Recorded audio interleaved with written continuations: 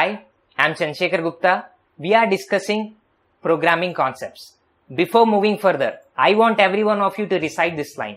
United American States can be largest trip among cities. There is a speciality in this line. It actually represents the order of precedence of operators in C. In addition to that, first letter of every word refers to a set of operators.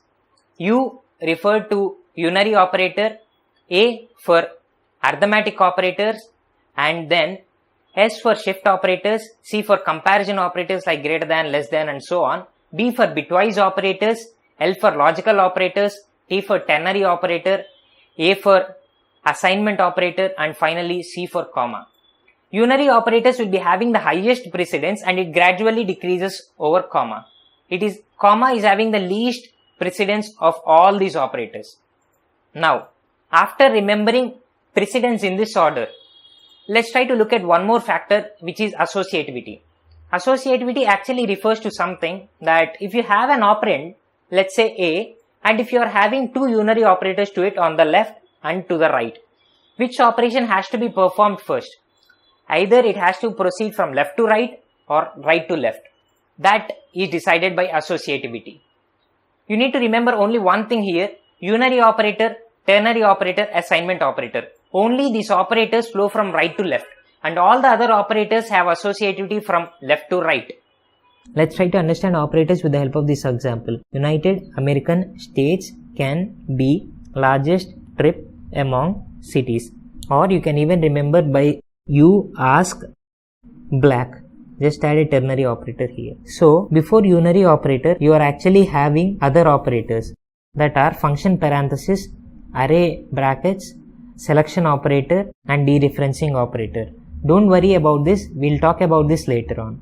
Now, after that, we have to talk about unary operators. Unary operators are actually associated with a single operand. So, increment or decrement operators, or negation operator, or size of, type, ampersand, where we get the address of it. All of these are unary operators, and all of the unary operators are of the same priority. And after understanding unary operators, it's time to go for arithmetic operators. In the case of arithmetic operators, we'll give first priority to multiplication, division, and modulo, and second priority will be given to addition and subtraction respectively. In the case of shift operators, both the shift operators are having the same priority. In the case of comparison operators, greater than, less than, greater than, equal to, less than, equal to, all of these are having the same priority, and equal to and not equal to comes in the second priority list. So first priority will be the greater than or less than signs, and the second priority is equal to or not equal to. And then we are having two bitwise operators where AND operation is given preference over XOR and OR operation. So these are bitwise operations. And then we are having the logical operations where it is used to connect two expressions. So here we are actually giving preference to the AND operation followed by the OR operation. After this, we are having the ternary operator. So the ternary operator is used as the replacement to if else, that we will discuss later on. Now after this, we are having the assignment operators. Suppose for example we are having A is equal to A plus 1. It can be written as A plus is equal to 1. When both of these operands are same, we can actually skip writing it once more. Suppose for example A is equal to A star 5. It can be written as A star is equal to 5. S is equal to S plus 7. S plus is equal to 7. These are the assignment operators and all of them are having the same priority. Finally, we are having comma. Now, these are all the operators. Finally, you need to remember that unary operator, ternary operator, and then assignment operator. All of these three operators are having right to left associativity. All the other operators are having left to right associativity.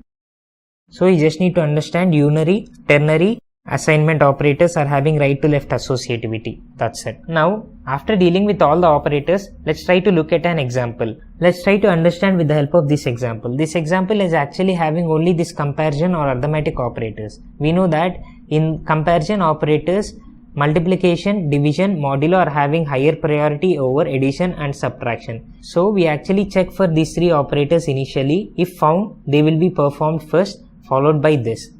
Now, if we just go into the expression, initially we have found the division operator. This operator actually returns the quotient. So if 9 is divided by 2, 4 will be the quotient and 1 will be the remainder. So 9 modulo 2 will be 1 and 9 divided by 2 will be 4. You need to remember that if you take a decimal number, suppose for example you take a number 525, you divide with 10, 52 will be the quotient and 5 will be the remainder. So if you take a decimal number, you want to separate the last digit, you can take the modulus of the number. You can take modulo 10. It will actually separate the last digit. If you take a binary number 101 and if you want to separate the last digit, you can take modulo 2. If you want in a base n system, if you want to separate the last digit, you can take modulo n. As simple as that. Just remember this logic. This logic will be actually used to find in reverse a number and so on. So 9 divided by 2 actually returns us 4 and 7 into 5 actually returns us 35, and we are having the addition and subtraction signs respectively. Now this associativity is left to right. So the operation has to be performed from left. 4 plus 35 is 39 minus 8. 39 minus 8 is 31. So 31 will be the answer of this. Let's try to understand this with the help of one more example. This also is having only the arithmetic or comparational operators. We know that here multiplication, division and modulo are having higher priority over addition and subtraction. So we have to search for these operations initially, we have to perform them and then we have to find the other operations and finish this according to their associativity from left to right. So initially I need to find these three operations. When I just scan the expression, I am having a division operation here and I am having a modulus operation here. 2 when I divide with 7, the quotient will be 3 and the remainder will be 1. This will be 3. 8 when I divide with 5, the quotient will be 1 and the remainder will be 3. So this returns me 3 and the other expression is as it is. Now it is having the left to right associativity. So 5 plus 3 is carried out first, 8 and then 8 minus 3 will be 5. The result of this expression is 5. This is how the expressions are evaluated in C programming language. Now, after understanding the evaluation of expressions, let's try to understand one more concept in data types, which is called typecasting. In typecasting, we are having two types. First one is implicit typecasting and explicit typecasting. If you just remember, in the last video, we have discussed data types are similar to boxes of different sizes. So accordingly, they can store the range of the numbers. Integer is a small box and floating point is a big box. So if you want to place integer in floating point, it can fit exactly. But if you want to place floating point inside an integer, it cannot accommodate it. There will be a loss of information when you try to transfer the data from floating point to integer. You need to remember this. You can just understand it with the help of the sizes of the different data types. A smaller data type can be placed in a larger data type, but a larger data type cannot be placed in smaller data type. Just try to understand this. Coming to this concept, let's consider a floating point variable b. Now you are trying to divide an integer with the help of a floating point number. Here, in this case, integer will be converted to floating point because 2.0, this is a floating point number and this is an integer. As we have seen, a smaller box can be placed inside a larger box. So when you are having an expression between two data types, for example, smaller data type and a larger data type, the smaller data type will be automatically converted to the larger data type for accurate result. Here 5 will be converted to 5.0 divided by 2.0. So instead of storing the result as 2, suppose for example if you divide with 2 with 5, the quotient will be 2 and the remainder will be 1. But in the case of floating point, if you divide with 2.0 with 5.0, it will be 2.5. So the quotient is 2.5 and the remainder is 0. Now B will actually store the value of 2.5. Here, even though 5 is an integer, it has been converted to floating point type. So implicitly the change has been occurred. And when the change occurs is, if you are having a small data type and you are having a large data type, smaller data type will be automatically converted into larger data type, and this is called implicit typecasting. Now let's try to understand the explicit typecasting.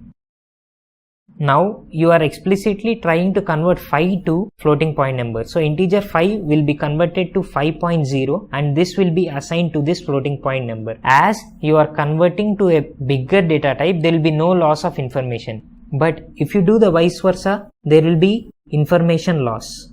This is all about typecasting. Now you need to understand some points if you are working with C programming language. Consider a statement. Now the statement can either hold a true or false value. So if this statement is true, then it will return 1.